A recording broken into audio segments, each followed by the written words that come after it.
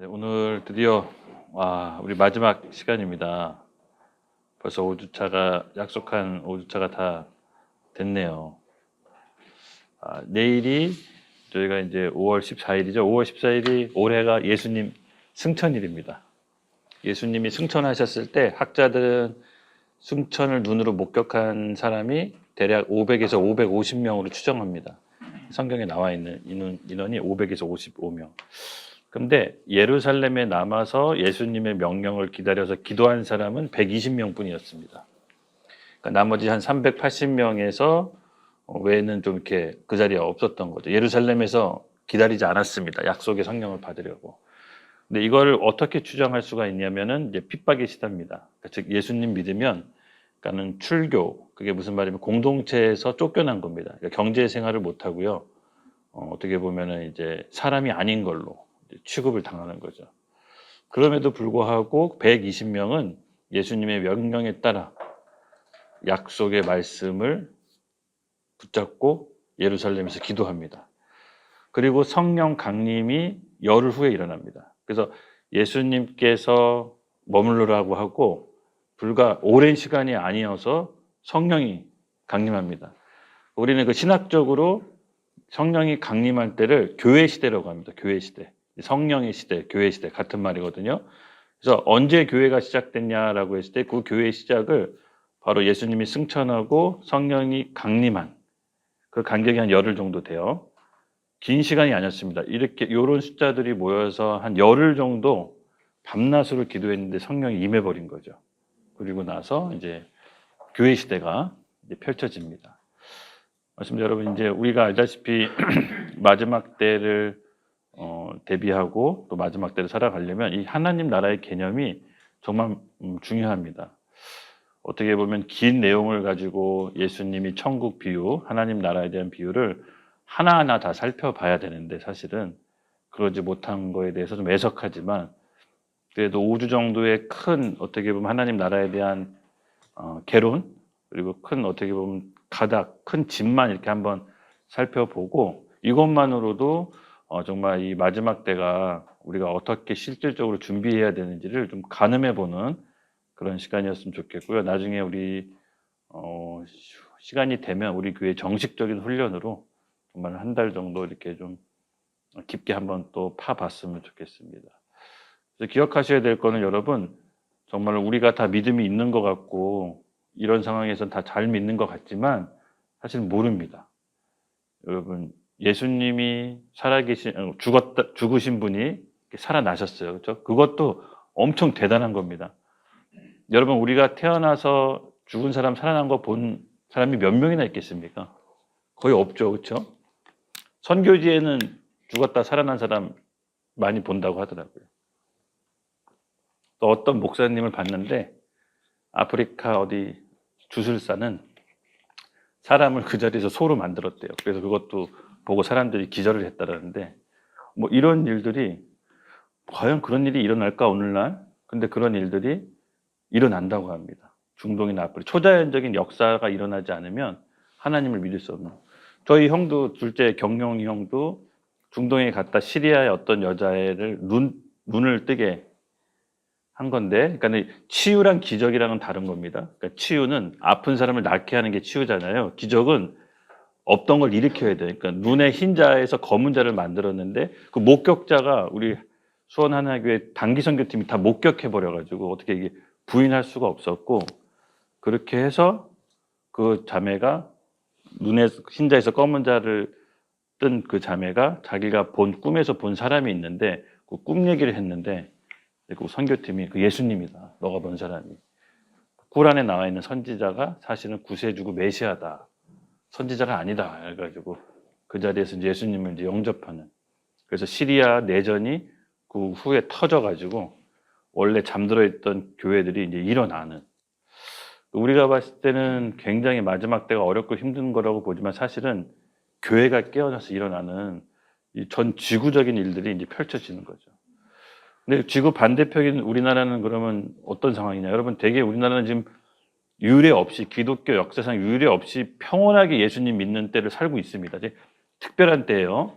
기독교 역사 2000년 동안 이렇게 박해 안 받고 사는 게 특별한 겁니다. 전체 2000년 동안 몇백 년 안 돼요. 편안하게 신앙생활했던 게 2, 300년밖에 안 돼요. 나머지 1700년 다 박해, 핍박인데 굉장히 우리가 특별한 때 신앙생활 한다는 거 기억하셔야 됩니다. 기독교 전체 역사상 봤을 때 이렇게 평온하게 예수님 믿을 때가 많이 없었다. 근데 이제 점점 마지막 때로 가면 갈수록 성경의 예언대로 환란이 오고 핍박이 오죠. 그럼 그때 그런 상황 때 우리가 어떻게 이제 신앙생활 해야 되냐? 말씀드린 여러분, 이제 그 상황에 맞게 신앙생활도 변해야 됩니다. 550명이라는 숫자가 예수님의 부활을 목격했습니다. 봤습니다. 그리고 눈으로 그 예수님이 하늘로 승천하는 것까지 봤습니다. 그러면 이런 기적을 맛보면 다 예수님 믿을 것 같죠? 그렇지 않습니다, 현실은. 이런 엄청난 기적을 보고 이적과 기사를 봐도 현실적으로 내가 핍박당하는 상황이 오면 예수님을 다 부인합니다. 이게 어쩔 수가 없는 겁니다. 그 베드로도 예수님한테 가장 큰 칭찬을 받았습니다. 주는 살아계신 하나님이요, 하나님의 아들이시요, 살아계신 그리스도입니다.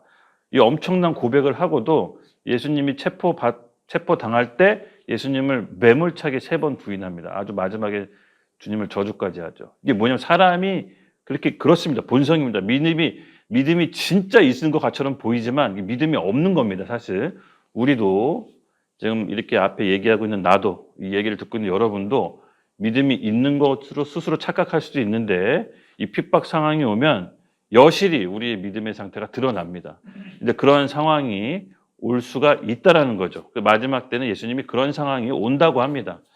그럼 그런 상황이 오면 그냥 맥없이 우리가 뭐 그런 상황을 받아들여야 되냐?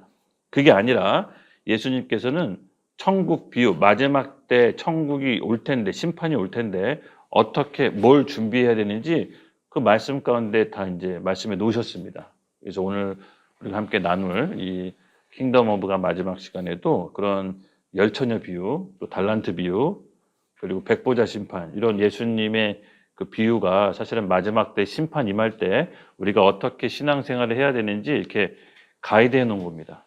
그래서 이거를 우리가 잘 익힌다면 마지막 때는 두렵지 않을 겁니다. 그리고 여러분 어차피 다 죽어요. 마지막 때가 안 오더라도 우리 개인적인 삶도 종말이 와요. 그러니까 종말은 우리 개인적인 삶에도 종말이 오지만 전 지구적인 종말이 와요. 근데 이 예수 믿는다는 것은 내 개인적인 종말을 뛰어넘는 겁니다. 이 지구적인 종말을 뛰어넘는 거예요. 정말로 살아계신 예수님과 함께 영원토록 사는 건데 우리가 살아있는 동안 어디다 가치를 두고 어디에다 전력 투구해야 되는지 말씀 속에서 잘 분별하고 가이드를 잡아야 됩니다. 컨셉을 잡아야 돼요.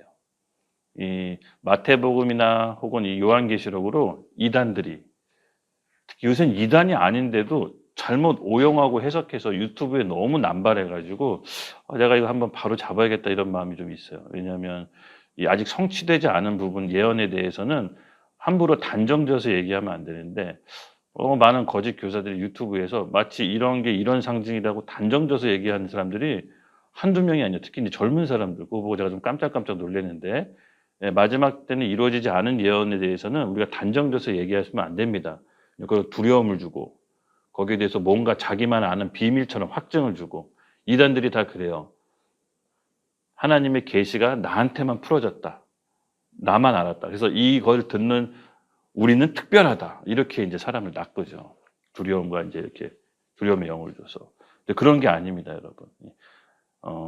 하나님은요, 모든 사람들이 다 알 수 있도록 밝게 드러나도록 이 특별 계시, 성경을 주셨습니다. 성경이 특별 계시라고 얘기했죠. 그 일반 계시는 우리가 일상생활에서 느낄 수 있는 하나님의 영감, 이런 것들이 이제 일반 계시죠. 자연을 통해서 하나님이 있다는 걸 알 수 있죠. 이게 모든 사람, 믿지 않는 사람, 믿는 사람에게 다 드러내는 게 일반 계시고, 성경을 통해서 하나님의 마음을 알고 그리스도가 어떤 분인지 알게 하는 게 특별 계시입니다.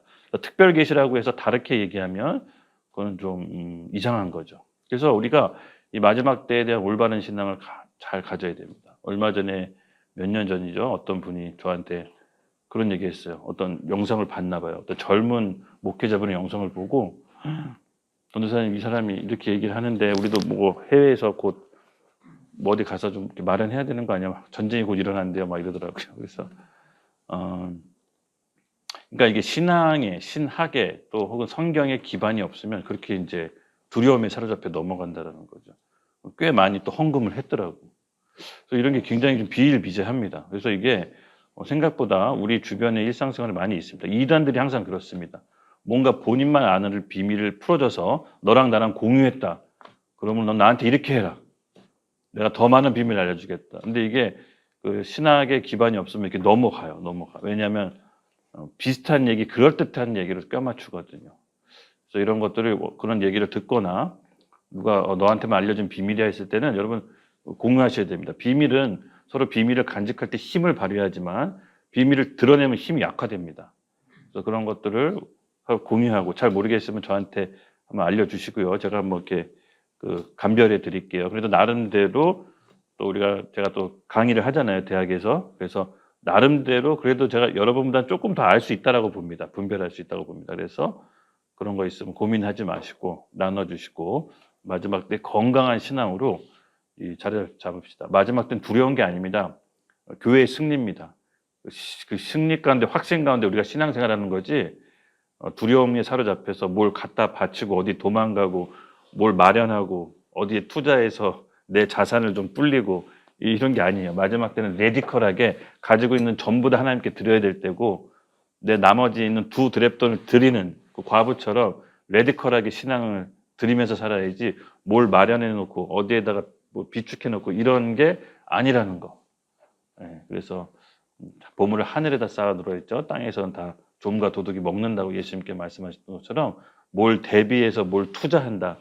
예, 교회에서 마지막 때 빙자에서 투자를 가리키는 교회를 봤는데 여러분 그거는 성경적인 가르침이 아닙니다. 성경에는 땀 흘려 일하지 않으면 먹지 말라고 했습니다. 성경은 불로소득을 불법이라고 합니다. 그러니까 그런 전반적인 마지막 때 재물관을 여러분들 배우셔야 됩니다. 시간이 사실 이게 다 하나님 나라 관점에 다 배우는 거거든요. 그래서 예수님께서 부활하셨을 때는 복음을 선포한 게 아니라 하나님 나라의 원리와 시스템을 40일 동안 가리키고 승천하신 겁니다. 근데 우리 하나님 나라에 대해서 많이 모르고 있습니다. 마태복음의 4복음서에 예수님께서 자세히 설명해 놨습니다. 이 부분만 따로 한번 특별히 한번 다뤄봐야 되는데 우리 그 사역자들은 제가 특별히 주양전도사나 기원전도사는 예수님이 말씀하시는 그 4복음서의 빨간색 얘기 있죠. 그거를 제가 다 쓰고 그걸 다 쓰고 외워야 된다. 이건 진짜로 외워야 된다. 왜냐하면은 결국은 마지막 때 우리의 삶의 기준은 예수님의 말씀이거든요. 성령께서는 예수님의 말씀을 생각나게 하신다고 그랬어요. 그리고 무엇을 말해야 될지 알려주신다고 그랬어요. 그러려면 이 성경 말씀 텍스트가 내 안에 있어야 돼요. 내 안에 있어야 누굴 만나도 뭘 얘기해야 될지, 어떻게 대처해야 될지를 그 텍스트 안에서 나오는 거지. 그게 없는 상태에서 대처할 수는 없습니다. 그렇죠? 그래서 가급적이면 마지막 때 성경책도 못 갖고 다녀요. 미안하지만 AI도 못 써요. 왜냐하면 그 짐승의 표식을 받은 사람들만 그 시스템 안에서 살 수 있어요. 외워야 돼. 최대한 간직하고 있어야 돼, 말씀을. 그래서 그런 것들을 전반적으로 이제 함께 달아보는 시간을 나중에 한번 갖도록 하겠습니다. 근데 두려워할 게 없습니다. 네, 두려워할 게 왜냐 마지막 때는 결국은 하나님께서 교회에게 승리를 안겨주실 겁니다. 그래서 교회론이 굉장히 중요하고요. 이 언약 공동체 개념이 너무 중요하고 예수님이 오셨을 때 그 교회랑 만나는 겁니다. 그렇죠? 예수님 재림하실 때 국가 민족 단위는 이제 없습니다. 그리스도의 몸된 교회 하나로 통합되는 겁니다. 이 유니버설 처치라고 우주적 교회라고 말씀드렸습니다. 이런 전반적인 개념이 이 하나님 나라 관점 안에 있는 겁니다. 그래서 지금까지 5주 동안 아주 어떻게 보면 수밭 겉 핥기식으로만 이제 배운 겁니다. 근데 또 제가 설교 시간에 중간중간 또 얘기할 거예요. 그래서 그런 것들을 잘 한번 우리가 그래도 이 마지막 시대의 하나님 나라 강의 5주 들은 거랑 안 들은 거랑 다를 겁니다. 이 개념 정리가 아마 5주 강의 듣는 동안 들을 겁니다. 그래서 광고해 드린 대로 시험을 이렇게 시험 문제를 뽑아왔습니다. 어렵지 않습니다. 헷갈리는 문제 한 2문제 있고요. 그래서 수업 시간에 충실히만 했다면 모두 다 100점 맞을 수 있게끔. 그리고 자세히 보면 문제 안에 답이 있고요. 잘 헷갈린다 그러면은 너무 섣불리게 답을 정하지 말고 그 다음 문제 한번 보세요. 그 다음 문제라도 그 전부 연결돼 있어 답이. 그래서 웬만하면 여러분들 자존감 높이려고 했는데 여기서 점수 못 받으면 잘 모르겠어. 그럼 어떻게 해야 될지 나도 모르겠어. 그건 예수님도 어떻게 못할 것 같아요. 그래서 그거는 이거 다 웬만하면 다 맞게끔 해놨습니다. 주간식은 좀 근데 좀 어떻게 개인적인 주간식도 역시 뭐 어렵지 않습니다. 그래서 가급적이면 세상에서도 어려운데 여기서도 어렵게 하면 안 되잖아요, 제가. 세상에서는 어렵죠. 여기서 우리가 1등이 되게끔 어떻게든 가급적이면 그렇게 해놨습니다. 네. 너무 두려워하지 마시고 그래서 그럼에도 불구하고 성적순위 나눠지겠죠? 1, 2, 3등에게 소중한 선물들을 좀 준비했습니다. 그래서 기대하시고요. 네. 우리 조교 볼펜 좀 줄래요? 내가 볼펜이 몇 권? 여기 있네. 네, 그러면 시작하도록 하겠습니다. 먼저 우리 마태복음 25장을 오늘 함께 살펴볼 텐데요. 마태복음 25장은 하나님 나라의 중요한 원리가 이제 있는데 세 가지 사건이 있습니다. 25장에 예수님이 세 가지 사건을 말씀해 놨는데 이 세 가지 열처녀 비유와 달란트 비유와 여러분 잘 아시다시피 백보자 심판 너무 잘 아시는 얘기죠. 그동안 이 얘기들을 어떻게 아셨는지 모르겠는데 하여튼 이 세 가지 얘기를 좀 간략하게 살펴보고 이제 우리가 시험을 보도록 하겠습니다. 사실 시험보다 이 내용이 좀 중요합니다. 그래서 1번 제목이 마태복음 25장의 하나님 나라의 작동 원리와 심판의 모양이라는 주제로 나누도록 하겠습니다. 저 뒤에 있는 분 제 목소리 들리나요? 마이크 안 써도 되겠죠? 네, 그냥 할게요. 열처녀 비유인데요. 제가 한 구절 우리 오른쪽으로 돌아가면서 한 구절씩 번갈아 가면서 같이 함께 읽도록 하겠습니다. 그때 천국은 마치 등을 들고 신랑을 맞으러 나간 열처녀와 같다 하리니 그중에 5은 미련하고 5은 슬기 있는 자라. 미련한 자들은 등을 가지되 기름을 가지지 아니하고 슬기 있는 자들은 그릇에 기름을 담아 등 가운데 들어갔더니 신랑이 더디 오므로 다 졸며 잘때 삼층에 소리가 나되 보라 신랑이로다 맞으러 나오라 하매 이에 그 처녀들이 다 일어나 등을 준비할세. 미련한 자들이 슬기 있는 자들에게 이르되 우리 등불이 꺼져가니 너희 기름을 좀 나눠달라 하거늘 슬기 있는 자들이 대답하여 이르되 우리와 너희가 쓰기에 다 부족할까 하니 차라리 서는 자들에게 가서 너희 쓸 것을 사라 하니 그들이 사러 간 사이에 신랑이 오므로 준비하였던 자들은 함께 혼인잔치에 들어가고 문은 닫힌지라. 그 후에 남은 처녀들이 와서 이르되 주여 주여 우리에게도 열어주소서. 대답하여 이르되 진실로 너희에게 이르노니 내가 너희를 알지 못하노라 하였느니라. 그런즉 깨어있으라. 너희는 그날과 그때를 알지 못하느니라. 아멘. 이 마태복음은 특별히 이제 심판이 임할 때 어떤 모양으로 이루어지는지 예수님이 설명해 주신 거예요. 그러니까 심판이 임할 때 예수님이 재림할 때 여러분 이런 모양으로 이루어지는 거예요. 이런 모양으로. 이제 슬기로운 처녀와 미련한 처녀가 다섯 있죠. 그래서 슬기로운 처녀와 미련한 처녀의 기준은 뭐냐? 이들의 차이는 뭐냐? 예, 제가 다 나눴지만 슬기로운 처녀는 그릇과 기름이 있었습니다. 그리고 미련한 처녀는 그릇과 기름이 없었어요. 즉 무슨 말이냐? 둘 다 등불이 있었어요. 등불. 예. 이 등불이 있었다라는 건요. 둘 다 슬기로운 처녀, 미련한 처녀 다 예수님 믿는 사람들이에요. 이 잠언 말씀에 보면 사람의 영혼이 여호와의 등불이라고 그랬어요. 그래서 우리가 예수님을 믿으면 우리 안에 등불, 여호와의 등불, 생명이 있어요. 그래서 슬기로운 처녀는 믿지 않은 처녀들이고 미련한 처녀는 믿지 않은 처녀들이고 슬기로운 처녀는 믿는 처녀들이 아니라 둘 다 믿는 처녀들인데 둘 다 여호와의 등불이 있는데 슬기로운 처녀는 그릇과 기름이 준비되어 있었고요. 미련한 처녀는 그릇과 기름이 없었습니다. 근데 이 결정적인 이 두 차이가 한쪽은 슬기로운 처녀는 예수님이 재림하실 때 혼인잔치로 많이 비유하세요. 혼인잔치에 들어가고 미련한 처녀는 혼인잔치에 못 들어가요. 근데 중요한 건 뭐냐면 이 그릇과 기름은 갑자기 준비될 수 있는 게 아니에요. 예수님께서 왜 이 슬기로운 처녀로 말씀하시느냐? 그 그릇과 기름은 이 교회 시대 가운데 우리가 이 시대에 준비하라는 거예요. 미리 준비하지 않으면 미련한 처녀처럼 혼인잔치에 들어갈 수가 없다라는 겁니다. 그럼 그릇과 기름이 뭔지를 구체적으로 좀 나눠볼까요? 네, 그릇과 기름은 무엇을 의미하느냐? 기름부터 얘기합니다. 기름은 성경에서 기름 부음 받은 자, 기름은 주로 성령의 충만함을 의미해요. 성령을 의미해요.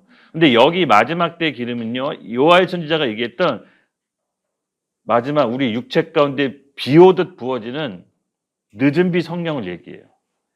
이 초림 때 왔던 성령 강림은 처음 비 성령이고요. 지금 마지막 때 부어지는 육체의 기름은요, 늦은 비 성령, 요엘 선지자가 예언했고 베드로가 얘기했던 바로 늦은 비 성령. 그럼 우리가 이 마지막 때 늦은 비 성령을 받아야 된다는데 이게 왜냐? 이게 왜 중요하냐? 마지막 때 환란, 마지막 때 대환란, 7년 대환란 들어봤죠? 적그리스도가 와서 전 3년 반, 후 3년 반 환란이 두 부류로 나눠진다. 그래서 총 합쳐서 7년 환란이 임하죠. 그때 7년 환란 때 임해지는 그 환란이 뭐냐면 요한계시록에 인해 심판, 대접 심판, 나팔 심판 이렇게 심판이 딱 있습니다.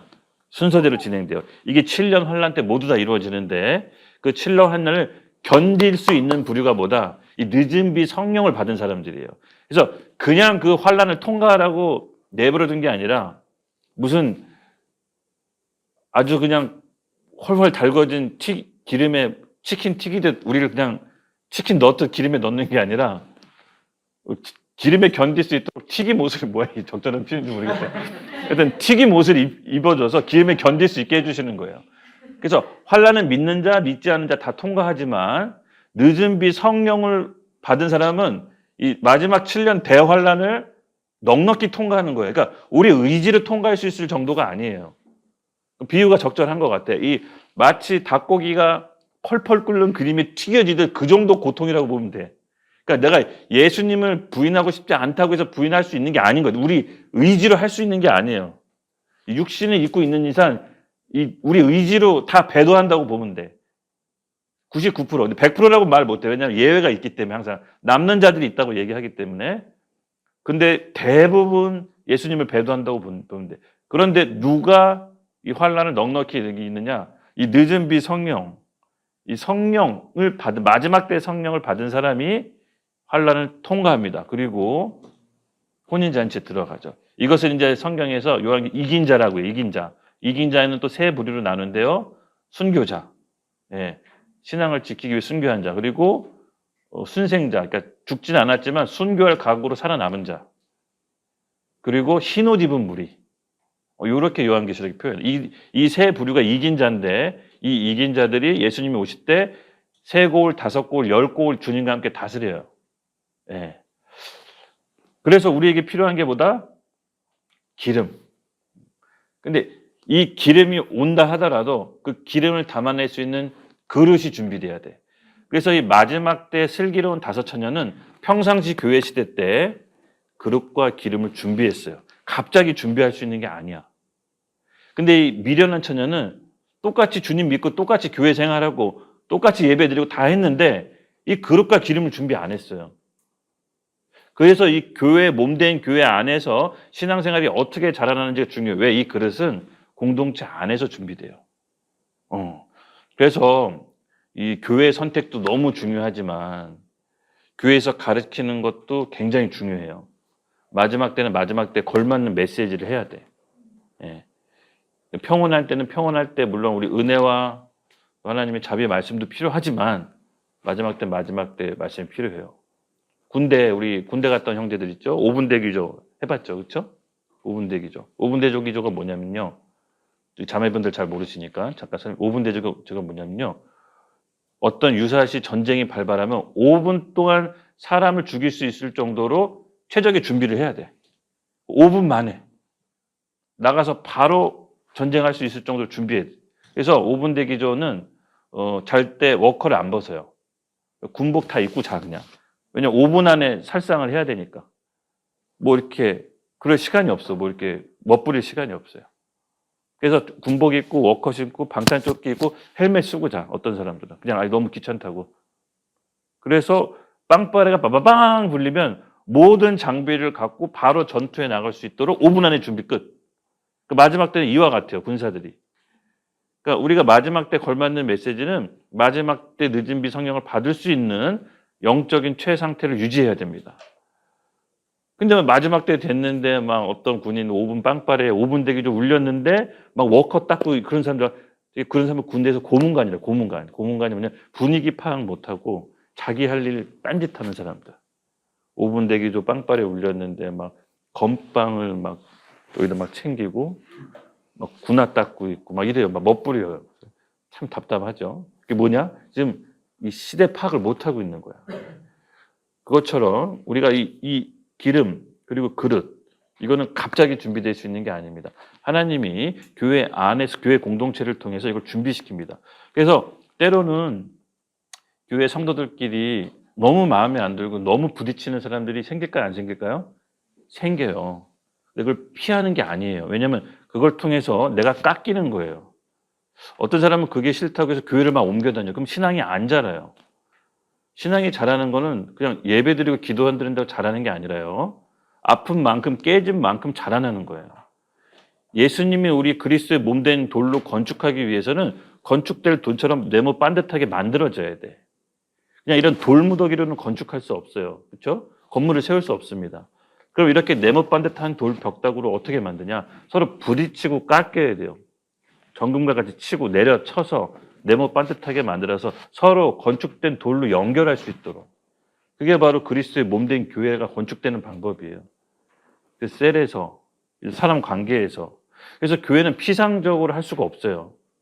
그래서 히브리서에 어떤 모이는 패하는 것과 같이 어떤 세상 사람들과 습관과 하지 말고 모이기를 힘쓰라고 했어요. 모이기를. 그래서 교회는 이 모이지 않으면 아무 의미가 없어요. 어떤 분들은 이제 온라인 예배, 유튜브로 저 예배 드리고 있어요. 전도사님도 유튜브로 YDP 교회 보고 있고 헌금도 내고 있어요. 그래서 YDP 하나교회 성도예요. 아니라고 했습니다. 제가 YDP 하나교회 성도는 히브리서 말씀처럼 와서 모이기를 피하는 어떤 사람들과 같이 하지 말고 모이기를 항상 힘쓰라. 그래서 모여야 됩니다. 그래서 같이 떡을 떼고 나누고 신앙생활하고 셀 모임하고 때론 싸우면서도 때로는 서로 부대끼면서도 때로는 서로 이게 좀 힘들어요. 그렇죠? 이 신앙생활하는 게 힘듭니다. 그런데 우리가 배웠듯이 관계는 점점 친밀해질수록 힘들어져요. 관계는. 근데 이 힘들어진 관계를 이겨내셔야 돼. 예. 이게 싫다고 해서 갈라지면 신앙이 안 자라요.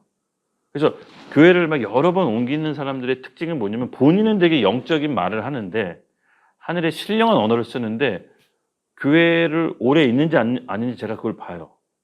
최소한 한 교회에서 몇 년이 있는지 제가 봐요. 만약에 그게 안 돼 있으면 아무리 신령한 언어를 해도 상당히 신앙이 자라나기 어렵다. 그래서 성실이 되게 중요하다고 했죠. 근데 한 곳에 지그시 오래 있는 사람은 반드시 신앙이 성숙해요. 어떻게든 성숙해요. 그래서 이 부분에 대해서 이제 갑자기 준비될 수 있는 게 아니다. 그렇죠? 그러면 이 그릇은 어떻게 마련되냐? 그렇죠. 이제 늦은 비 성령이 하나님께서 모든 교회에게 부어주시는 게 아니라 준비되어 있는 교회. 딱 봤는데 찬연이 봤는데 너무 그릇이 간장종지만 같네. 그래서 아유 안 돼. 근데 우리 옆에 지훈이가 그릇이 넓어. 너무 고통당했어. 너무 힘들고 사는 동안 고통당하고 너무 깨지고 부서지고 맨날 이 우도 터지고 회개했는데 그릇이 어느 순간 넓어졌어. 하나님께서 늦은 비 성령 온팡 부어줘서 마지막 때 혼란 통과할 수 있도록. 그 원리예요. 그러니까 이 그릇은 어떻게 넓어지냐? 내가 그릇을 넓힌다고 해서 넓어지는 게 아니에요. 나 마음 넓은 사람이야. 인다고 넓어지는 게 아니에요. 아픈 만큼 그릇이 넓어져요. 이게 되게 아이러니해요. 이게 되게 역설적이에요. 근데 대부분 이 아픈 거를 견디지 못하고 통과하지 않으려고 해. 그 마지막 때 성령을 받을 수가 없어요. 그릇이 없어. 기름을 부어줄 수가 없어. 그릇이 없어서. 그래서 이 마지막 때 성령은 뭐다?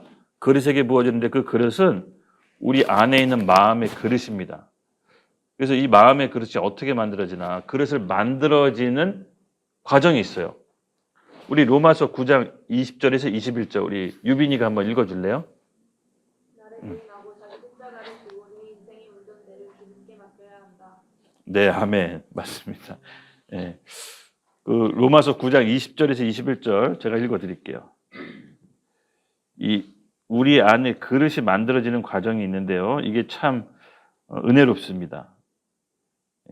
예수님께 여기서 우리 바울이 잘 묘사한 구절이 있어 제가 적었는데 제가 읽을게요. 이 사람아 내가 누구기에 감히 하나님께 반문하느냐 지음을 받은 물건이 지은 자에게 어찌 나를 이같이 만들었냐 말하겠느냐 토기장이가 진흙 한 덩어리로 하나는 뒤히 쓸 그릇을 하나는 천히 쓸 그릇을 만들 권한이 없는 것이냐. 네. 하나님이 토기장이고 우리는 진흙이죠. 그래서 우리가 어떤 그릇으로 빚어갈지 어떤 용도로 쓸지 우리가 정하는 게 아니라 토기장인 하나님이 빚는 겁니다. 그러니까 그릇이 내가 어떤 그릇 모양으로 만들어 달라고 토기장이를 거슬려서 빳빳하면 그 옛날에 무슨 다큐멘터리 본 적 있죠. 용도가 아니면 어떤 장인이 도자기를 막 다 깨버리죠. 그러니까 용도가 아니면 깨져버려. 그게 뭐냐면 우리 인간 나라는 그릇은 하나님이 빚어가시는 거예요. 그러려면 그릇은 아무것도 주장하면 안 돼. 진흙은 그냥 가만히 있어야 돼. 이게 바로 자기 부인이에요. 자기 생각, 자기 고집, 자기 오름을 내려놓고 다른 사람의 생각을 수용할 줄 알아야 돼요. 그 하나님이 이런 사람들에게 그릇을 넓혀요. 예를 들어서 내가 오라도 되게 깊은 훈련이에요. 이게 내가 오라도 다른 사람을 위해서 내 오름을 내려놓을 줄 안다. 여러분 이게 무슨 뜻인지 모르죠? 잘 감이 안 오죠? 그리고 좀 힘들죠? 예. 근데 이걸 의도적으로 한번 해보세요. 내가 오라도 다른 사람을 얻기 위해서 내 오름을 주장하지 않는다. 이걸 훈련해 보세요. 그래서 뭐 거짓에 동조한다, 뭐 죄에 동조한다 이런 개념이 아니라 죄랑 거짓이 아니면 내 오름을 내려놓고 그 사람의 생각을 수용해 주는 거예요. 그 사람을 얻는 거예요. 이 훈련을 한번 해보세요. 이렇게 해서 그릇이 좀 넓어지는 거예요. 그러니까 사람이 왜 싸우냐? 제가 전에도 한번 얘기해. 자기가 옳아서 싸우는 거예요. 자기가 옳기 때문에 싸우는 거예요. 그 오름을 내려놓는 거를 한번 훈련해 보세요. 그게 거짓이나 죄가 아니면 한번 그 사람을 얻기 위해서 내 오름을 내려놔 보세요.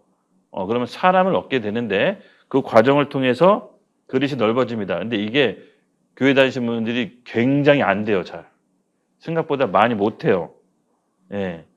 그리고 로마서 6장 6절 그렇게 한 다음에 어떻게 또 그릇이 넓히시냐? 로마서 6장 6절 우리 고은이가 한번 읽어줄래요?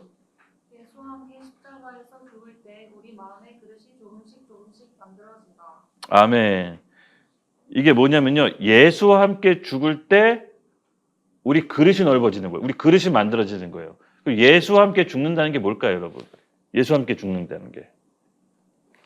뭐라고 생각했어요? 그냥 예수와 함께 죽는다는 표현을 바울이 왜 썼을까요? 그냥 혼자 자기 부인을 한번 했으면 했지 왜 예수와 함께 죽으라고 했을까요? 그러니까 자기 의지로 죽을 수 있어요, 여러분. 사람은요. 자기 의로 다른 사람의 마음을 수용할 수 있어요. 자기 의로. 자기가 의롭게 하기 위해서. 근데 여기서 말하는 건 자기 의 때문에 자기 오름을 내려놓는 게 아니라 예수와 함께 죽는 거라고 했어요. 예수와 함께. 6장 6절 로마서를 읽어드릴게요. 우리가 알거니와 우리의 옛사람이 제가 전에도 얘기했죠. 옛사람, 겉사람이라도 했고 육에 속한 사람 같은 사람이에요. 자아예요. 자아. 그러니까 우리 죽지 않는 자아. 이걸 옛사람이라고 해요. 옛사람이 예수와 함께 십자가에 못 박힌 것은 죄의 몸이 죽어 다시는 우리에게 죄에게 종로를 타려 하지 아니하려 함이니 옛사람이 예수와 함께 십자가에서 죽을 때 다시는 우리가 죄에게 종로를 타지 않는데요. 와, 이게 엄청난 비밀입니다. 즉 예수와 함께 죽는 게 뭐냐? 말씀 한 구절 더 읽을게요. 예, 우리 베드로전서 1장 22절에서 23절 제가 읽겠습니다. 예수와 함께 죽는 게 뭔지를 제가 함께 읽겠습니다. 베드로전서 1장 22절에서 23절 너희가 진리에 순종함으로 너희 영혼을 깨끗하게 하여 거짓이 없이 형제를 사랑하기에 이르렀으니 마음으로 뜨겁게 서로 사랑하라. 그러므로 거듭난 것은 너희가 거듭난 것은 썩어질 씨로 된 것이 아니요 썩지 아니할 씨로 된 것이니 살아있고 항상 있는 하나님의 말씀으로 된 것이니라. 즉 살아있고 항상 있는 썩지 않을 씨가 뭐다? 하나님의 말씀이에요. 그 말씀이 우리 가운데 들어와서 우리가 그 진리의 말씀에 순종할 때 우리 영혼이 깨끗해지는 거죠. 그럴 때 다른 사람을, 다른 형제를 사랑할 수 있다는 마음이 생기는 거예요. 우리는 이 부패한 이 혼은요, 다른 사람을 사랑할 수도 없고 사랑이 안 돼요. 이게 인간이에요, 인간. 죄를 지어서 죄인이 아니라 죄인이기 때문에 죄가 나오는 거예요. 그러니까 성경은 인간이 원래부터 죄인이라고 얘기를 해요. 근데 이 죄된 인간이 하나님의 말씀, 진리의 말씀에 순종할 때 그 순종함으로 인해 우리 영혼이 깨끗해져서 진짜 다른 사람을 사랑할 수 있다고 하는 거예요. 나머지 우리 다 감정적인 사랑은 진짜 사랑이 아니에요. 그러니까 우리 안에 하나님 말씀 씨가 들어와야 돼. 그 씨로 인해서 순종하는데 이 하나님 말씀이 우리 가운데 씨로 누구에게 들어오느냐? 아무에게나 들어오지 않아요, 여러분. 아무에게나 들어오지 않아요. 반드시 이 씨를 받고 순종해서 그릇이 넓어지는 과정이 들어가야 돼. 근데 이 과정이 없으면 단순히 교회에서 오랫동안 예배하고 기도한다고 해서 우리 그릇이 준비되지가 않아요. 그럼 그 그릇이 준비되기 위해서는 어떻게 해야 되냐? 어떻게 씨를 받느냐? 요한복음 15장 7절에서 8절. 우리 성민이가 요한복음 15장 7절에서 8절 한번 읽어볼게요. 말씀. 네.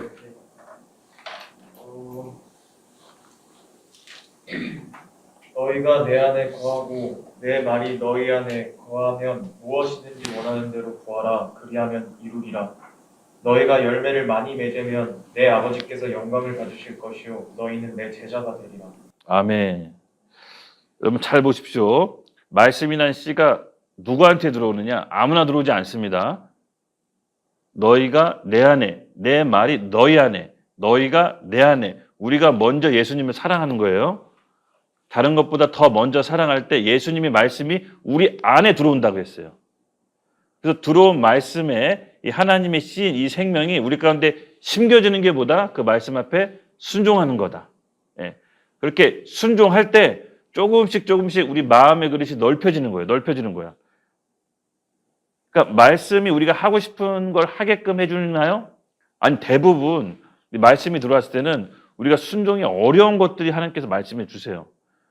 근데 이 말씀에 순종할 때 그릇이 조금씩 넓어지는 거예요. 영혼, 소울이라고 하죠. 헬라어로 퓨시케인데 이 혼이 넓어지는 거야. 이 혼이 깨끗해지는 거야.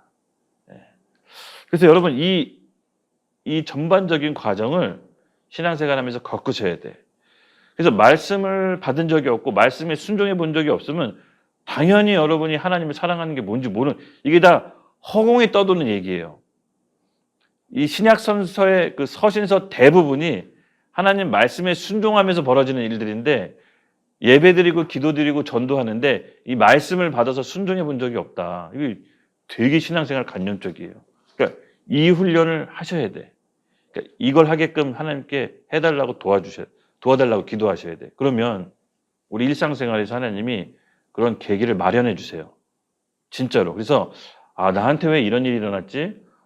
난 너무 힘들고 순종하기 어렵다. 근데 여러분 그걸 통과하셔야 돼. 그걸 통과해야 우리 마음의 그릇이 넓어지고 마지막 때 성령의 충만함을 받는 거지, 신앙생활을 꽃길만 걷는다고 해서 여러분 신앙이 잘하는 게 아닙니다. 마치 꽃길을 걷는 것처럼 우리에게 신앙생활이 오지 않아요. 예수님이 좁은 문이라고 했고 찾는 이가 적은 협착한 길이라고 했어요. 예수님 믿는 게 원래 좁은 길이에요, 여러분. 그 과정 가운데 그 좁은 길을 통과할 수 있도록 예수님이 우리에게 성령께서 힘 주시고 기름 부어 주시는 거지 편안하고 평탄한 길로 가는 게 아니라는 거. 그래서 이 과정을 여러분 잘 이해하셔야 됩니다. 그릇이 만들어지는 과정 아셨죠? 다른 과정 외에 그릇이 만들어지는 거는 만들어졌다라고 착각하는 거예요. 그러니까 예를 들어서 육체에 부어지는 성령의 충만함이 있어요. 예배 때, 어느 집회 때 하나님께서 주시는 충만함이 있잖아요. 근데 그건 오래 가지 못해요. 그때 당시엔 충만해도 불과 며칠 지나면 사라져요. 근데 여기서 받는 우리 넓어진 그릇에 받는 성령의 충만함은 계속 이어지는 거예요. 우리 그릇이 준비돼야 돼. 이 그릇 안에 기름을 담으셔야 돼. 바로 슬기로운 처녀가 이 그릇과 기름이 준비된 처녀였어요. 예. 그래서 우리가 이거를 오늘 교회 시대에 준비하는 겁니다.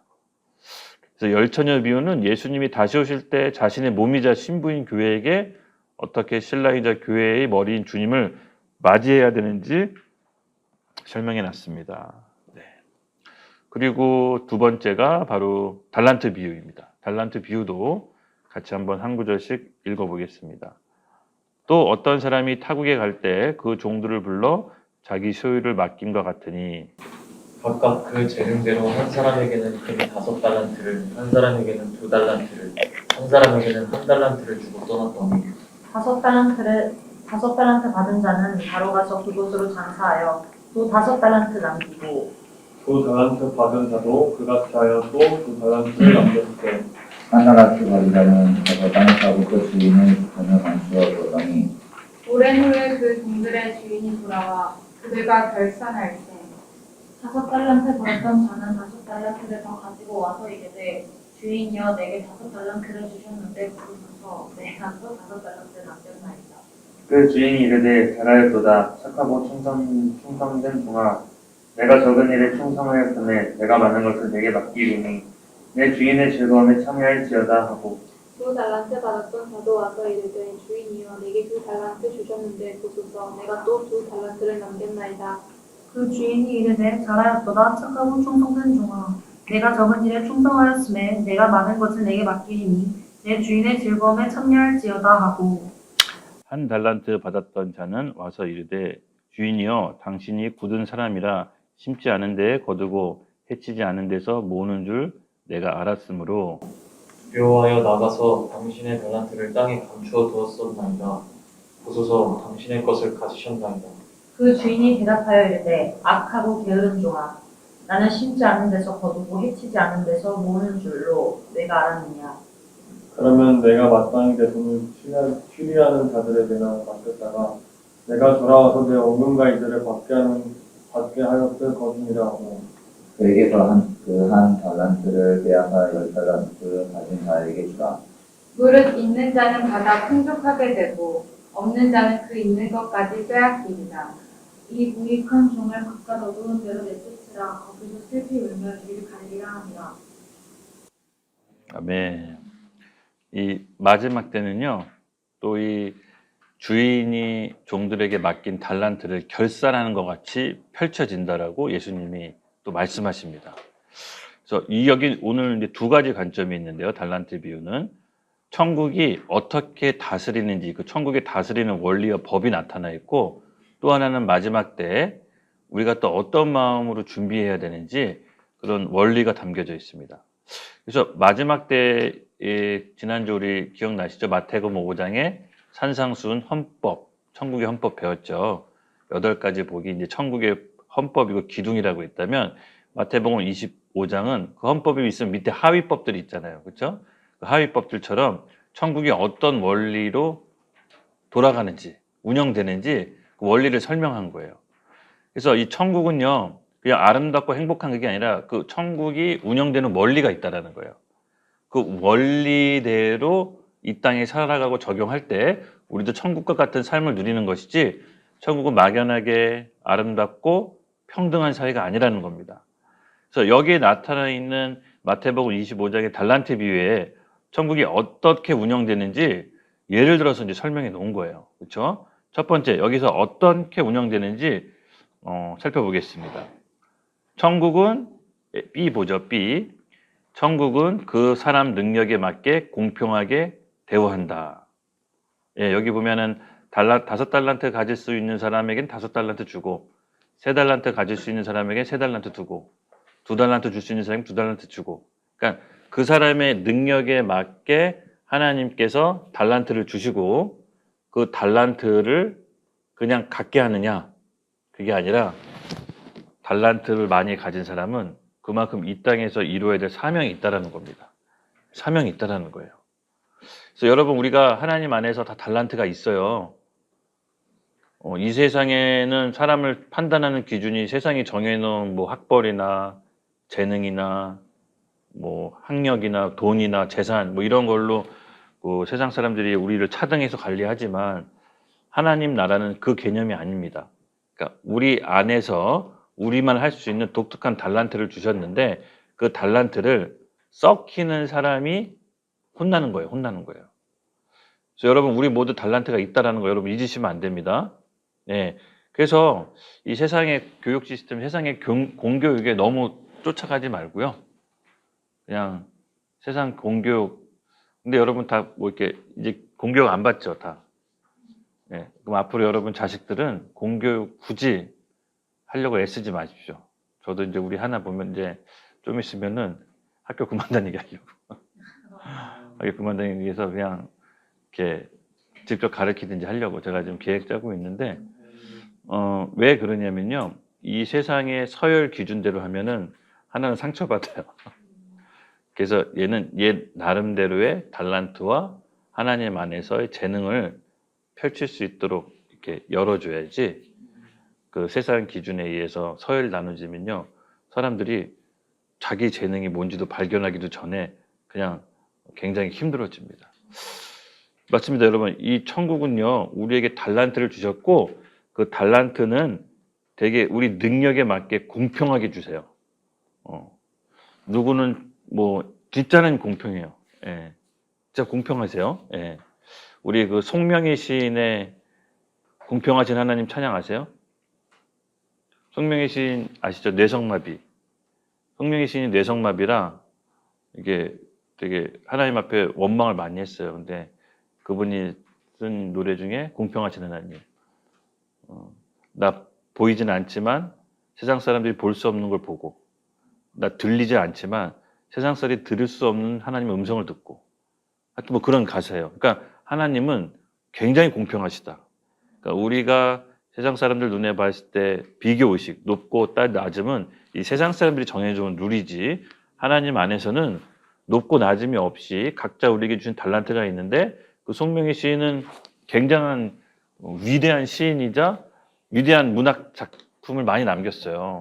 그래서 우리도 또한 여러분 다 각자 자기 달란트가 있습니다. 그렇죠? 저는 그게 교회에서 개발되길 좀 발견되길 원합니다. 그래서 사람의 능력에 맞게 공평하게 하나님이 맡기신다. C. 천국은 평등의 원칙이 아니라 차등의 원칙입니다. 예. 여러분 천국의 원리 이게 잘 보세요. 이게 지금 이 세상이 아니에요. 그러니까는 달란트 비율을 통해서 천국이 어떤 방식으로 운영되는지 알려주는 거예요. 그러니까는 공평하게 한 달란트 다 나눠주고 그 사람의 능력과 자질에 상관없이 그 한 달란트 먹고 살아 이게 아니라 그 사람 능력과 자질에 맞게 5달란트, 2달란트, 1달란트씩 나누는데 이게 공평하다. 그 사람에게 맞게끔 주는 거예요. 예. 그리고 그 사람이 그를 통해서 어떻게 이걸 처리하는지가 굉장히 중요합니다. 즉 다시 말해서 천국은 결산이 있는 거예요. 결산. 그러니까 이게 어떻게 심판대한 모습이 비슷하냐면은 우리가 이 시대에 살아가는 동안 하나님께서 우리에게 딱 재능이 있어요. 달란트가 있는데 그걸 이제 물어보세요. 너 이 땅에 살아가는데 그거 썼어? 아니면 썩혀두고 룰루랄라 놀았어? 이 결산이 있다라는 거예요. 예. 제가 아까 얘기했죠. 서두에 종말은 우리 개인적인 종말도 있다고. 하나님 앞에 개인적인 종말도 있고 이 세상적인 종말도 있는데 지금 이 종말은 우리 개인적인 종말도 해당이 돼요. 우리가 죽었을 때 하나님 앞에 섰을 때 결산이 있어요. 내가 너한테 이렇게 맡겼는데 너는 이 땅에 살아가는 넌 뭘 했니? 라고 물어보신다고요. 결산이 있다라는 거. 그리고 천국은 뭐다? 평가 보상이에요. 또 그냥 막연하게 공산주의가 아닙니다. 그냥 다 한 달란트 주고 잘 먹고 잘 살고 평가 보상이 없는 게 아니라 그 사람에게 맞게끔 달란트 주고 그걸 어떻게 썼는지 평가하고 결산해서 보상해 주는 거예요. 내가 옆에 말씀 구절을 다 적어놨죠. 그래서 천국은 누가 악한 자다? 게으른 자가 악한 자, 게으른 자가 악한 자. 여기 잘 보세요, 여러분. 아무것도 하지 않은 자가 악한 자인 거예요. 그러니까는 내가 잘하려다가 실수할 수 있어요. 내가 잘하려다가 더 못할 수도 있어. 이걸 나무라는 게 아니에요, 하나님이. 네가 잘하려다가 실수하고 망친 거를 나무라는 게 아니라 아무것도 하지 않은 걸 악하다고 봐요. 예. 우리가 하나님 일 하다가 다 잘 되나요? 아니죠. 우리가 열정적으로 하나님을 사랑해서 하나님 일 하다가 세상 사람들이 싫다고 할 수도 있고 실패할 수도 있어요. 또 원하는 만큼 잘 안 돼서 우리가 넘어질 수도 있고 잘 안 돼가지고 낙담할 수도 있어요. 근데 그거 갖고 뭐라고 하는 게 아니라 아예 아무것도 하지 않은 사람을 악하다고 하는 거예요. 그러니까 아무것도 하지 않은 게 악한 거지 하나님을 향해서 잘하려다가 실패한 게 악한 게 아닙니다. 하나님을 향해서 잘하려다가 실패한 거 다 보상해주고 다 인정해주세요. 근데 아무것도 안 하고 개 잃은 자를 어떻게 한다고요? 마지막 때 여기 말씀에 좀 충격적으로 나와요. 우리 30절, 28절, 29절, 30절. 우리 찬현이가 한번 읽어볼까요? 28, 29, 30. 아무것도 안 한 자에게 어떻게 대하는지 한번 읽어보세요. 여기 말씀에 거기 프린트에 있습니다. 파란 글씨, 빨간 글씨.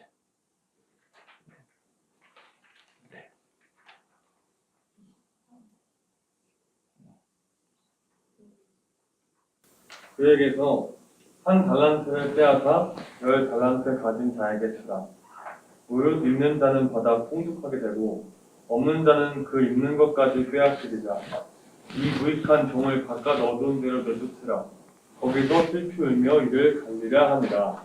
아멘.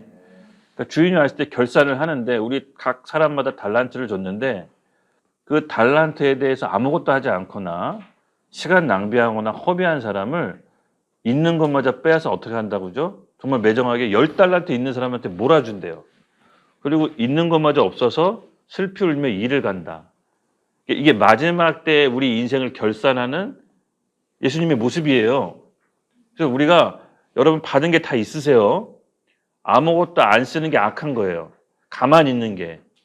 우리가 하려다가 실패하고 좌절할 수 있죠? 근데 낙담할 수 있습니다. 이거 갖고 뭐라고 하시는 주님이 아니라는 거. 그러니까 여러분 우리가 하나님께 받은 사명이 있습니다. 그 사명을 이 땅을 살아가는 동안 이루시고 열심히 노력합시다. 예. 하나님께서 다 우리를 채워주십니다. 그래서 이 천국은 그냥 막연한 게 아닙니다, 여러분. 그냥 막연하고 천국하면 아름답고 그게 아니라 천국을 운영하는 원리가 있다는 거예요. 그 운영하는 방식이 있는데 예수님께서 천국이 어떻게 운영되고 어떻게 운영되는지를 배워서 이 땅에 실현하는 거예요. 그것을 놀랍게도 여러분 국가적으로 했던 적용한 사례가 있어요. 이 달란트 비유를 국가적으로 적용을 해버렸어. 그게 뭐죠? 대표적으로 한국의 새마을운동. 한국의 새마을운동을 어떻게 했냐면 이 달란트 비유를 그대로 적용했어요. 박정희 대통령이 리 단위의 시골에다가 시멘트 5포대, 10포대, 2포대씩 줬어. 그래서 그 시멘트를 활용해서 도로를 닦고 논밭 사이를 개간을 하면 시멘트를 더 몰아줬어요. 근데 시멘트 갖고 아무것도 안 하면 그 시멘트 뺏어서 다른 동네에다 줬어. 그래서 이거를 통해서 시멘트를 잘 활용해서 마을 회관도 짓고 도로도 닦은 데는 시멘트를 더 몰아주고 활용 안 하는 데는 룰루랄라 논 데는 시멘트 뭐 다른 걸로 바꿔 팔아먹는 동네들은 있는 시멘트를 뺐고 더 이상 시멘트를 지원해주지 않았어. 그랬더니 농민들이 생각이 바뀌고 전 국민이 개선이 된 거예요. 아, 뭔가가 하면 이게 내게 되는구나. 그러니까 내가 노력해서 내가 가질 수 있다. 이것을 전 국가적으로 시행했던 게 새마을운동이고 이 조찬 기도회 때 어떤 목사님이 달란트 비유를 박정희 대통령한테 설명했다는 얘기가 있어요. 이대로 합시다. 목사님, 그러니까 대통령 각하 뭐 그랬겠죠. 이 성경에 달란트 비유가 있는데 이걸 이대로 국가적으로 해서 국가가 개선할 수 있습니다. 천국의 원리는 우리 땅에 누리라고 한 겁니다. 이제 이게 조찬 기도회 때 어떤 목사님이 제안했고 이걸 박정희 대통령이 착안했는데 어떤 역사학자가 그런 얘기 하더라고요. 이미 이게 달란트 비유가 사실 일제가 만주 개발 5개년 계획 때 이미 이런 비슷한 시스템으로 만주를 개발했대요. 근데 박정희 대통령이 그걸 기억하고 있고 본인이 만주 군관학교에서 장교 생활을 했잖아요. 일본군으로. 근데 이 조찬 기도회 때 목사님이 달란트 비유를 얘기를 해서 국가적으로 새마을운동을 한 거죠. 그래서 여러분 이 하나님 나라의 원리는 실질적으로 이 땅에서 적용하라고 준 거예요. 제가 이 회사를 운영하고 직원들 급여 문제, 뭐 이 배달 문제 이런 것들을 사실은 이 마태복음 말씀 4복음서에서 예수님께서 말씀하신 비유로 적용해서 상당히 많이 사업적으로 활용했었습니다. 그게 제가 노트가 몇 권이 돼요. 근데 이런 것들을 아직 한 번도 다음 청년들에게 비즈니스하는 맨들에게 나눠준 적이 없어. 근데 내가 이걸 진짜로 한번 풀려고 그래요. 이걸 풀려고 지금 제가 생각하고 있어요. 근데 이게 너무 소중해서 너무 귀해서 아무한테나 안 해주려고. 정말 원하는 사람한테 해주려고. 제가 이게 너무너무 귀해서. 왜냐면 나는 진짜 피 터지게 한 거거든요. 그래서 이 천국의 원리를 우리 삶 속에서 적용해야 된다. 그러려면 말씀을 알아야 된다. 예. 그래서 이 말씀을 통해서 우리의 실제적인 문제를 해결할 수 있는 실마리가 다 말씀 안에 있습니다, 여러분. 그래서 이걸 우리가 잘 배워야 됩니다. 그래서 이 천국은요, 막연한 게 아니다. 천국을 운영하는 원리가 있다. 그 원리를 배워서 우리가 활용해야 하고 적용을 해야 된다. 그래서 이 땅에 사는 동안 천국의 원리를 적용해야 우리가 이 땅에 천국 같은 삶을 살 수가 있는 겁니다. 그렇죠? 그냥 이 땅에 사는 동안 지옥 같고 고통스럽고 견디면 조금 견뎌 죽어서 천국 가게 이러려고 이 땅에 주어진 게 아니라는 거. 여기서 고통을 견디고 죽으면 천국 가니까 버텨가 아닙니다. 말씀에 나와 있는 천국의 원리를 누리고 실제 적용하라고 말씀을 우리에게 주신 거죠. 그로와 함께 더불어 이제 이거는 심판 때 모습하고 아까 비슷하다고 했죠. 우리에게 다 결산할 날이 온다. 달란트를 물으실 거다. 예, 유빈이한테 유빈아 너 이렇게 하라고 내가 너한테 이런 재주를 줬는데 너 왜 맨날 이거 사용 안 하고 뭐 먹고 놀고 너 하고 싶은 것만 하면 살아서 결산이 있다는 겁니다. 예를 들어서 그러면 저 죄도 안 짓고 나쁜 짓도 안 하고 다른 사람한테 민폐도 끼치지 않고 또 양심적으로 도덕적으로 잘 살았습니다. 이 이유가 안 된다라는 거예요. 예, 아무것도 하지 않은 게 악한 거란 거예요. 예. 이유가 안 된다. 죄 안 졌습니다. 이게 이유가 안 된다. 믿는 자에게는 사명이 있다. 사명. 예. 그래서 사명과 비전을 꼭 발견하시기 바랍니다. 그리고 세 번째만 빨리 하고 잠깐 쉬었다 시험 볼게요. 네. 세 번째, 백보자 심판이 있습니다. 백보자 심판. 마태복음 25장 31절에서 46절. 제가 먼저 읽을게요.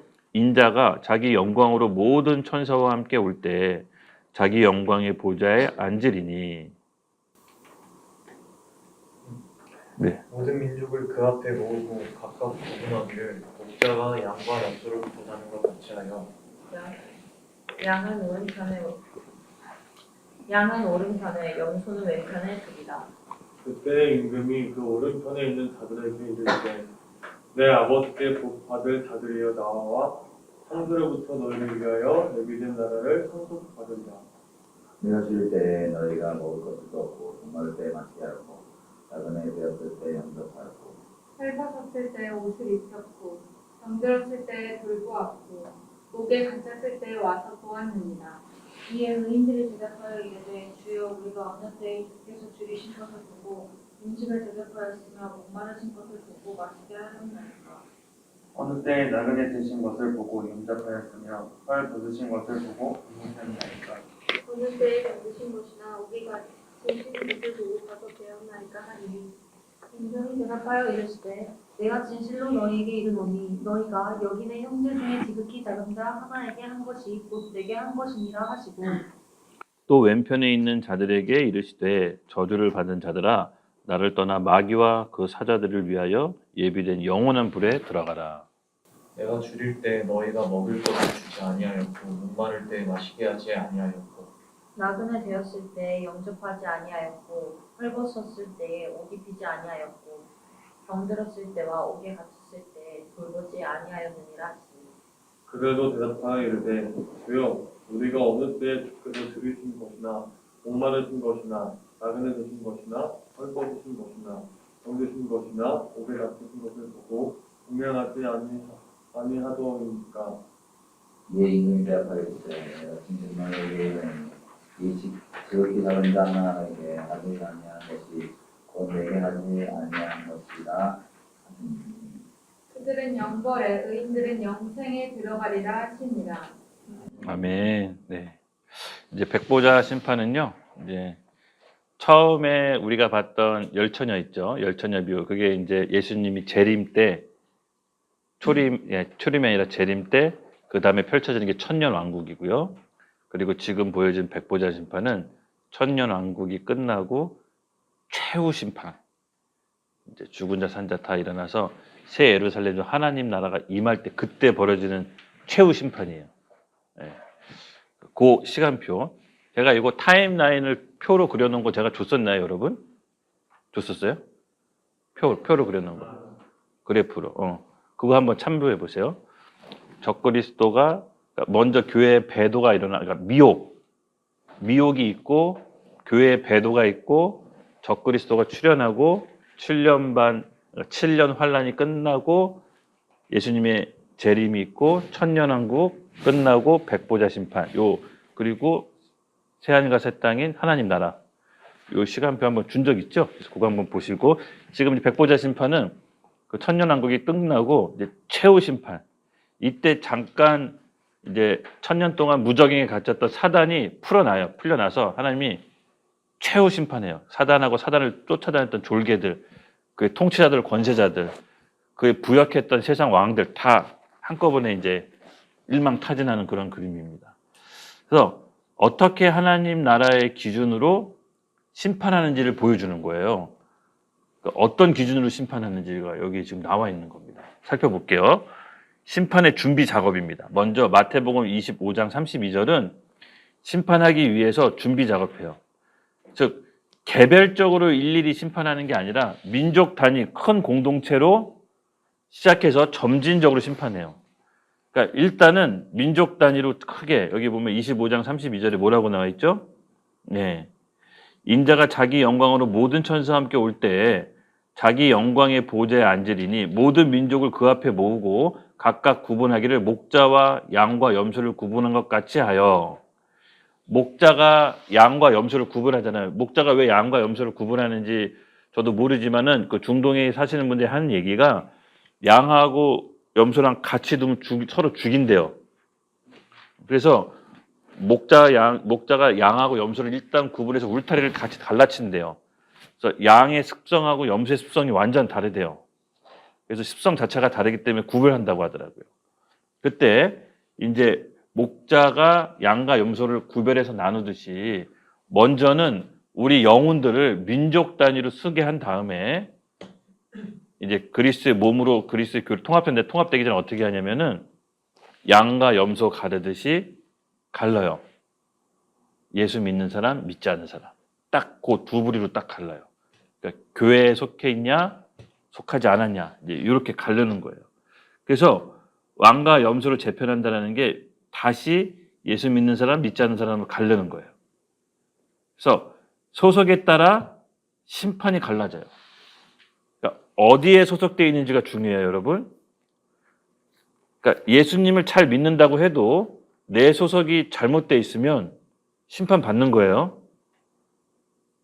쉽게 말해서 내가 해적이에요. 그렇죠? 해적선을 탄 해적인데 너무 착해. 너무 바르게 살았어요. 그리고 일도 열심히 했어요.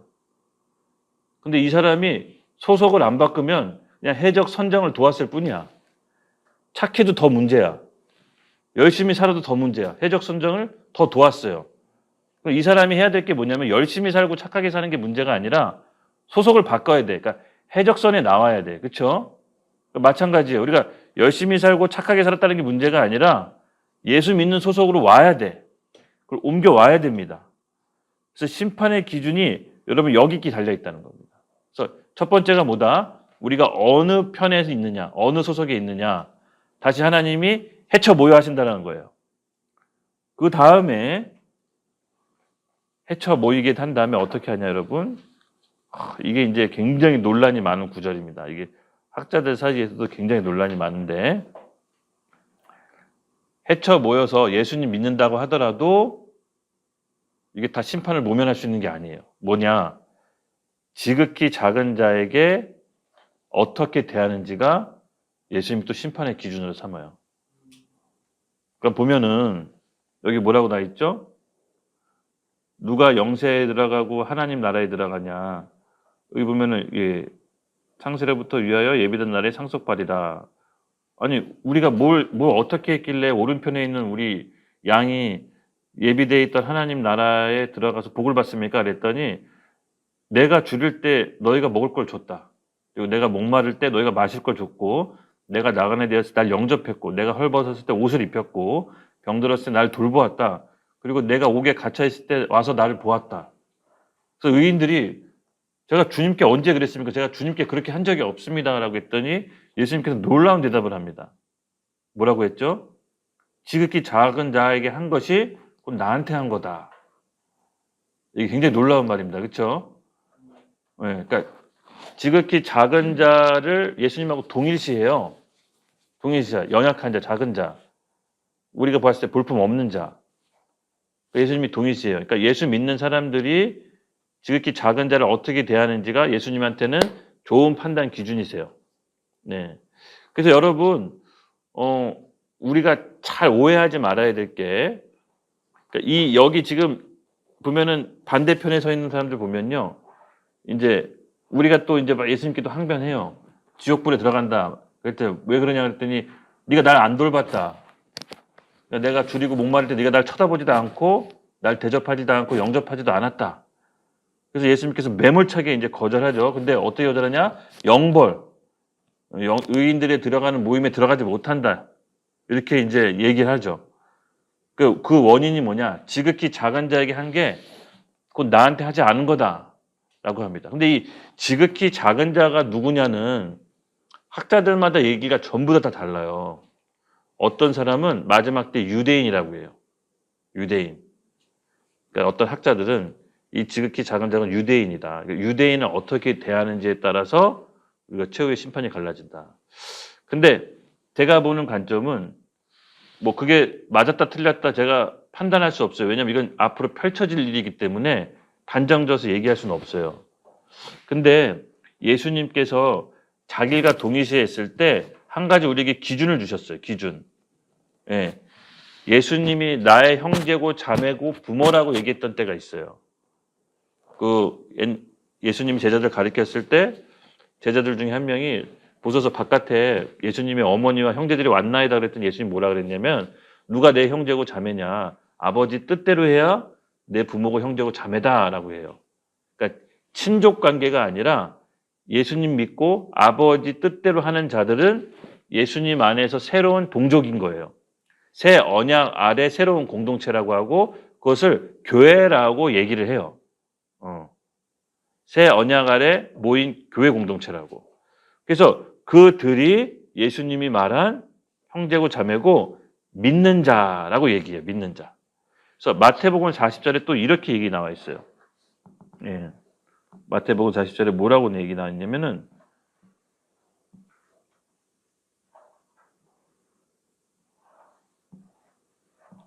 마태복음 10장 40절이죠. 네. 이렇게 얘기 나와 있습니다.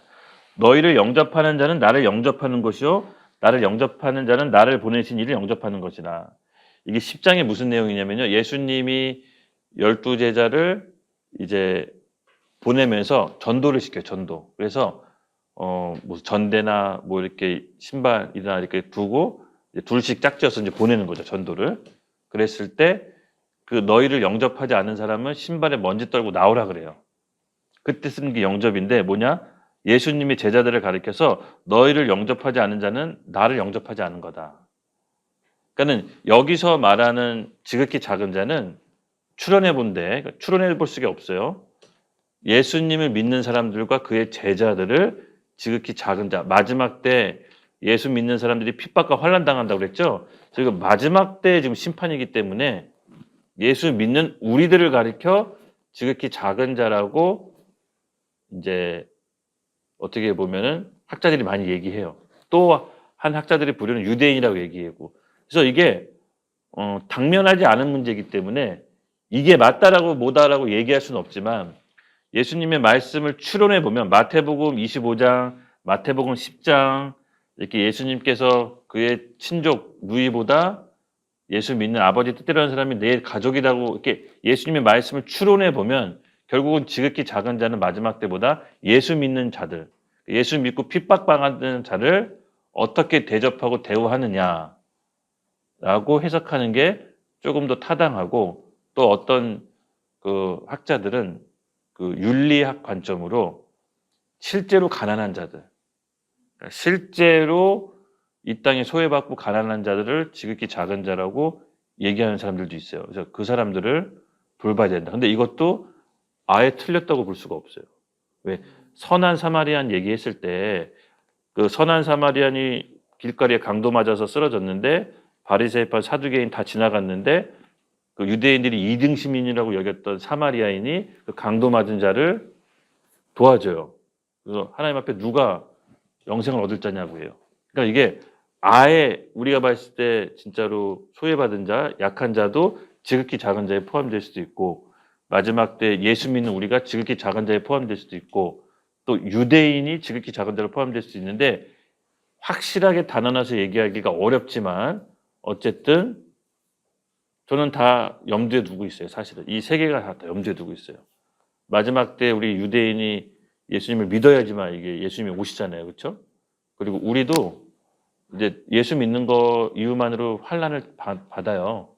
지극히 작은 자가 될 수가 있고 지금 우리가 사는 이 현실에 진짜로 소외받고 어려운 작은 자들이 있어요. 그들을 또 우리가 어떻게 대하는지에 따라서 하나님 또 우리를 다르게 보실 것 같아요. 그래서 이 천국 비유가 예수님이 오실 때 어떻게 펼쳐지는지 세 가지 사건으로 보여주시면서 준비하라는 거예요. 준비하라는 거예요. 그래서 마지막 예수님이 오실 때 하나님 나라 임할 때 뭘 준비해야 되는지를 각각 세 가지 사건으로 좀 대략적으로 살펴봤습니다. 우리 마지막으로 요한계시록 20장 12절 함께 읽겠습니다. 시작. 또 내가 보니 죽은 자들이 큰 자나 작은 자나 보좌 앞에 서 있는데 책들이 펴 있고 또 다른 책이 펴졌으니 곧 생명책이라. 죽은 자들이 자기 행위에 따라 책들에 기록된 대로 심판받으니. 아멘. 아멘. 이 백보자 심판이 또 요한계시록에 묘사된 장면이 있어요. 백보자 심판이 여러 군데 묘사가 돼 있어요. 근데 여기에 보니까 하나님 보좌 앞에 죽은 자들이 이렇게 딱 있는데 심판받은 자들이 있는데 책이 두 종류입니다. 하나는 생명책, 또 다른 책. 생명책에 우리가 어떻게 살았는지 기록되어 있고 그 기록된 행위대로 심판받는다는 거예요. 그래서 우리가 어쨌든 여러분 모두가 우리가 예수님 믿고 저는 우리 마지막 때를 살아가는 데 있어서 준비해야 되는 단계로 들어갔다라고 봅니다. 그래서 마지막 때라고 해서 무슨 극단적으로 뭘 재산을 마련하고 자산을 불리고 뭐 어디 남태평양에서 집을 짓고 이게 아니라 실제로 살아가는 내 삶의 현장 이 땅에서 영적인 준비를 해야 된다는 거죠. 예수님이 다시 오실 때 마음의 그릇과 기름을 준비해야 되고 또 주변의 이웃을 예수님처럼 대해야 되고 그렇죠?